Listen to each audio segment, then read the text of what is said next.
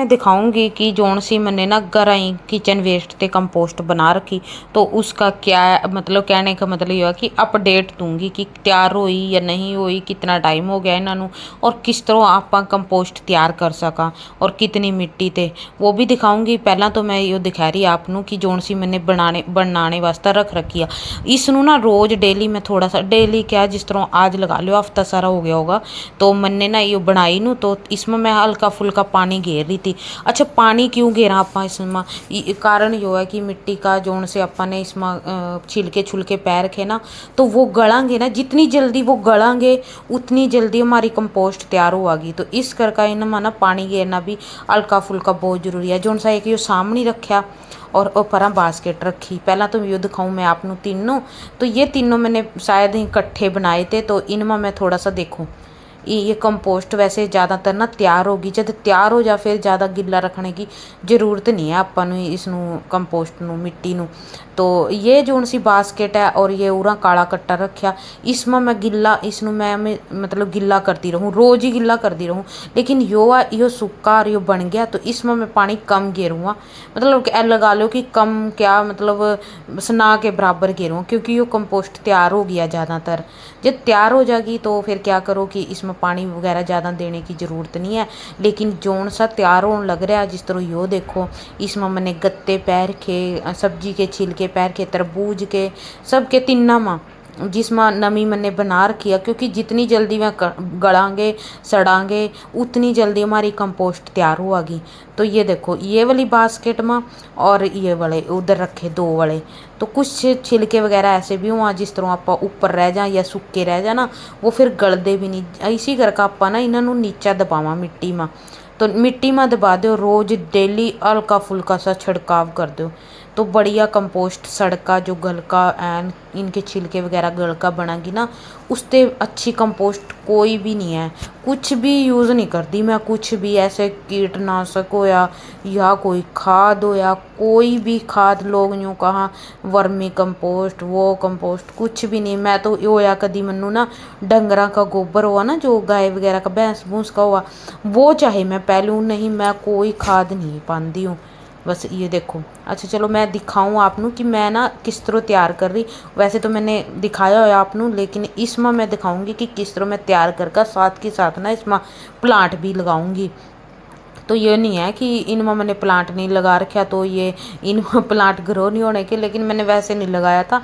मैंने कहा चलो कंपोस्ट तैयार करूँ, कुछ मेरे पास कुछ लगाने वास्ते इतना कुछ खास है नहीं था, फिर आप कंपोस्ट बनाने में कुछ भी यूज़ कर सका। यो देखो ये आम के छिलके, गर्मी का मौसम है तो आम तो कच्चे हुए पक्के हुए सारे आ रहे हैं।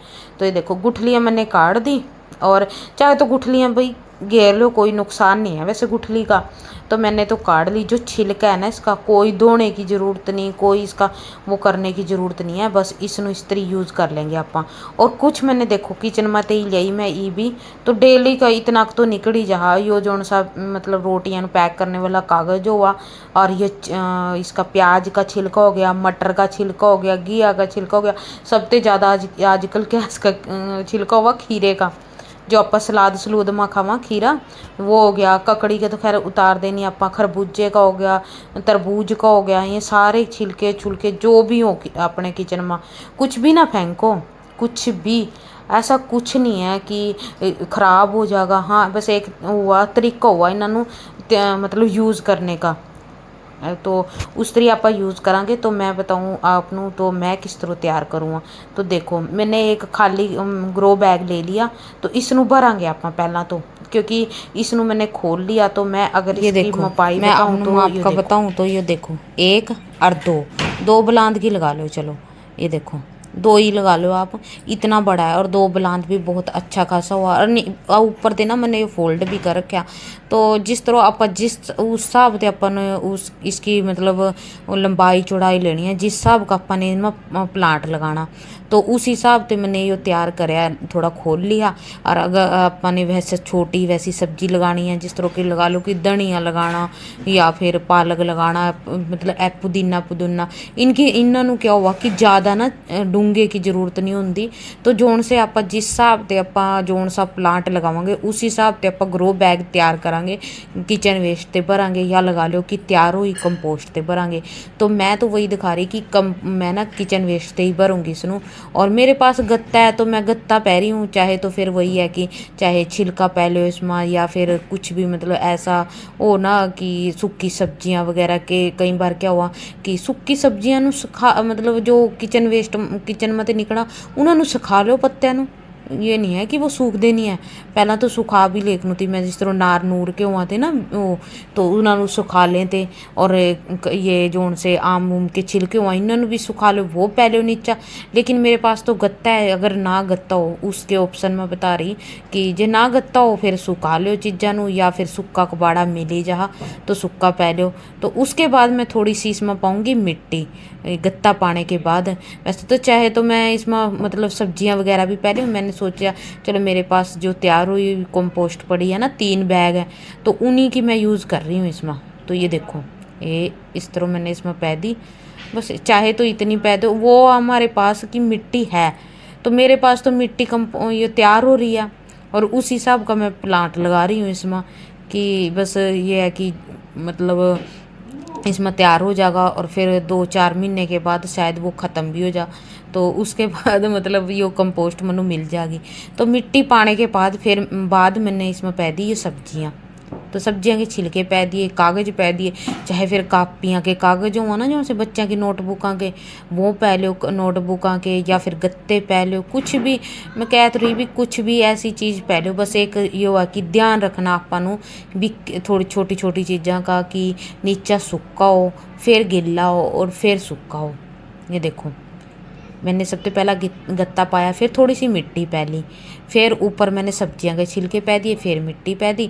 और फिर उसके बाद ये जो सा आम का छिलका है, चाहे कच्चे आम का छिलका हो या फिर तरबूज का छिलका हो, खीरा ककड़ी जिस मर्जी का छिलका हो, तो वो पै लो, कुछ भी हो किचन वेस्ट का।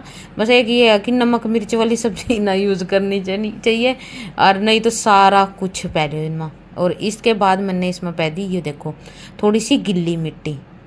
ये देखो क्योंकि ये छिलका मेरे पास यो कम है ना, जो सा मतलब यो इसका आम का है, और कुछ ये है कि कारण कि इसमें जो सा मैंने नीचे सूखी मिट्टी पैर की ना, तो वो सूखी है और ऊपर गीला छिलका पाया, तो उसकी वजह से ना ये थोड़ा गलने में इसमें टाइम लगेगा, इस करके थोड़ी सी गिल्ली मिट्टी पै दी। चाहे तो मेरे पास थोड़ी सी पत्ती भी पड़ी थी वो पै दी।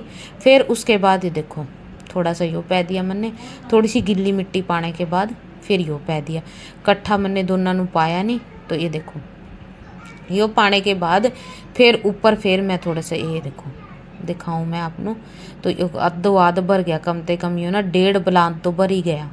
और ये सब्जियां पै दी। फिर उसके बाद जो सा हमारा किचन का सबसे ज़्यादा हुआ ये देखो चाय की पत्ती, तो इसनों ना मैंने 3-4 बार धो लिया। और ये देखो इसमें चाहे तो ये देखो बस एक ये हुआ कि इसमें ना मीठा नहीं रहना चाहिए, तो ये देखो। और इसनों चाह फिर वही है, चाह तो सखा का यूज़ कर लो, धूप में दर्द किसी में चौड़े से बर्तन में पैका ये सूख जाएगी उसमें यूज़ कर लो। और ये मनी प्लांट वास्ते भी बहुत अच्छी हुआ, मैंने ना मनी प्लांटा में भी एक बार पाई थी तो बहुत अच्छी थी वो, मतलब अच्छा रिजल्ट आया, अच्छी थी क्या अच्छा रिजल्ट आया। क्या हुआ कि जब आप यूज़ करा ना तभी पता लगा। तो चाय की पत्ती पाने के बाद जो सी मिट्टी थी वह पै दी मैंने देखो। अच्छा इसके बाद दूसरा एक काम हो सका भी, चलो अपने पूरा पुल भर ना कट्टा, तो इसमें अपा ना गत्ता जो हुआ ना, जो गत्ता पाया मैंने ये सब्जियाँ तो वो पै दो ऊपर, और ऊपर मिट्टी पै दो। मतलब इस तरह परत वाइज चलते रहो, एक परत सब्जी की फिर मिट्टी की फिर सब्जी की फिर मिट्टी की, चाहे फिर गत्ता भी पै दो। पर गत्ता आप चदी पावांगे अगर आपने इसमें प्लांट नहीं लगाना, तो मैंने गत्ता चदी पाया सबसे नीचा, क्योंकि गत्ता सबसे लेट गड़ागा। देखो फिर उसके बाद यो कट्टे में जोन सी कंपोस्ट तैयार हो रही है, तो यो मिट्टी पै दी मैंने देखो। हौली हौली आप इसनों यूज़ भी करी जाएंगे और रीयूज़ भी करी जहाँ, क्योंकि मिट्टी इतनी ज़्यादा तो होंगी नहीं है, किसी के पास भी नहीं होंगी, मैनू तो लगता नहीं है होंगी होगी। हाँ थोड़ा बहुत ये है कि इलाकों का फ़र्क हो जा कि कई जगह तो मिल जाती होगी, पता नहीं भाई। मेरे गेल तो यूँ ही हुआ भी मनो नहीं मिट्टी आसानी ते कहीं ते भी मिलती है। मैं तो इस तरह तैयार कर का रख का किचन गैस यो रख का तब कंपोस्ट तैयार कर रही हूँ किचन वेस्ट से ही सारे प्लांट। मिट्टी थोड़ी बहुत मिला और दूसरा क्या, मेरे घर में ना रेता पड़ा था, जिस तरह ये लपाई करने का रेता नहीं हुआ बढ़िया वाला, मैंने तो भाई वो भी यूज़ कर लिया थोड़ा थोड़ा सारी मिट्टी में। यूँ तो है नहीं कि आप उसी रेते में ही प्लांट लगा लेंगे, क्योंकि दूसरा रेता हुआ ना जो जिसਨੂੰ कहते हैं मारकंडे का, हमारी तरफ तो ना मारकंडे का रेता कहते हैं, जो पिंक पिंक सा जैसा मैं रेता वहाँ ते नहीं ली थी, वहाँ ते खाटू श्याम गए थे हम, वो रेता लाल लाल सा वैसा रेता हमारे इंगा ना उसनू मारकंडे का रेता कहते हैं, क्योंकि हमारे इधर तो मारकंडे में तो निकला रेता उसनू कह देते हैं। लेकिन वाह वाला रेते में भी प्लांट हो जाते होंगे, लेकिन जोन सा यो रेता हुआ ना जो से प्लस्तर करा घरा का, तो वो रेता पड़ा था, मैंने तो वो भी यूज़ कर लिया, क्योंकि मेरे पास है नहीं थी इतनी ज़्यादा मिट्टी। तो इस करके थोड़ा मिक्स कर का सारे प्लांटा में हो गया होगा भाई सब में। तो उसमें सिर्फ उसी में तो कुछ प्लांट में लगा नहीं सकूँ थी। तो ये देखो कितना सारा भर गया ना यो। इसमें जोन सी मिट्टी तैयार करी हुई थी वह भी पैदी मैंने, और इब बारी आवा कि आप इसमें क्या लगावांगे। तो चलो लगावांगे। तो ये बेला है मेरे पास, ये बेला ना ग्रो नहीं हो रही, ये इसमें काली तोरी की देखो कितनी छोटी छोटी सी पत्ते हो रहे, और ये देखो तो ये इसमें शायद घी आ गई यहाँ, पता नहीं भाई मैंने क्या बताऊँ मैं।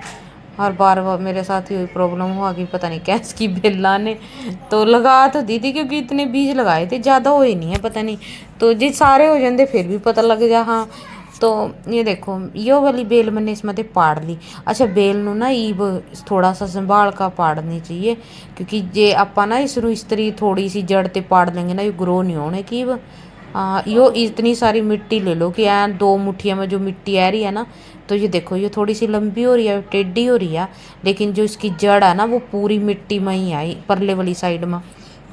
तो मैंने ना कुछ इस तरह से इसनू पाड़ लिया, और इब लगावांगे आप इसमें देखो इस ग्रो बैग में जोन सा आपा ने किचन वेस्ट ते भरया। तो इसनू आप सीधा ही सीधा रखांगे, बस जड़ नहीं हिलन देनी। और जो इसकी जोन सी गेल मिट्टी ले ना उसकी उसमें नमी बनी हुई आ, तो उस नमी नू बनाए रखते ही अपन इसमें पाना है यो प्लांट। बिना मतलब ये है कि इसमें ना सूखी मिट्टी में नहीं अपन ने लगाना, क्योंकि मौसम थोड़ा सा वैसा है भाई गर्म। जे जड़ नू ना एक बार थोड़ी सी हवा लगी या सूखे में वो होगी ना, तो बस प्लांट सूख के सुखाया। कुछ तो अपन ने इसकी वो जगह चेंज करी, और कुछ गर्मी का मौसम है और इसमें मतलब जो नमी कंपोस्ट हुआ ना इसमें इसमें जड़ा बनाने में टाइम लग जाएगा, उसकी वजह से इसकी एनर्जी लगेगी तो गर्मी की और मतलब ग्रो नहीं होने का कुछ गर्मी की वजह से। तो ये देखो ये मैंने अच्छी तरह दबा दिया एन अच्छी तरह, जो सी मिट्टी वहाँ ते इसी गेल गमले में ले आई ना उसी मिट्टी में मतलब इसनू लगाया।